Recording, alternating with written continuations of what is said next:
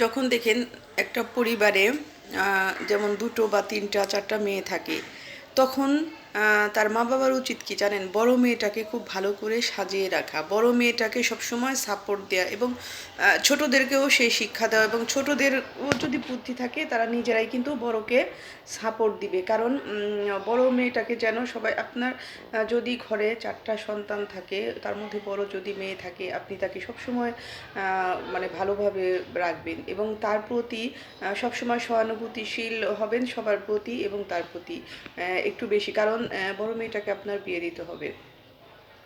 যখন আপনার ছোট মেয়েটাকে এসে সুন্দর দেখবে পাত্রপক্ষ, তখন কিন্তু বড় মেয়েটাকে পছন্দ করবে না। আপনার বড়টাকে আগে দেওয়ার চিন্তা ভাবনা করবেন। আজকাল দেখা যায় অনেক সময় ছোটদেরও আগে হয়ে যায়, তখন কিন্তু বড়দেরকেও ভাবে কেউ সাপোর্ট করে না, তখন বড় মেয়েটার মনটা বিষণ্ণতায় ভরে যায়। হ্যাঁ, দেখা যায় যে আবার মেজোটাকে দিচ্ছে না, তৃতীয়টাকে দিচ্ছে, তৃতীয়টাকে দিচ্ছে না, ছোটটাকে দিচ্ছে। এরকম কখনোই যেন আমরা না করি। এতে কি হয় জানেন? এতে যেমন শৃঙ্খলা নষ্ট হয়, সামাজিকভাবে মেয়েটা একদম বয়কটের মতো হয়ে যায়।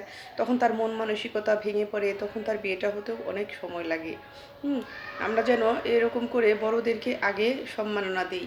সবসময় বড়দের প্রতি আগে বাবা-মার, পরিবারের সবার সম্মান দেখাতে হবে এবং তাকেই সবসময় ভালো রাখতে হবে আগে।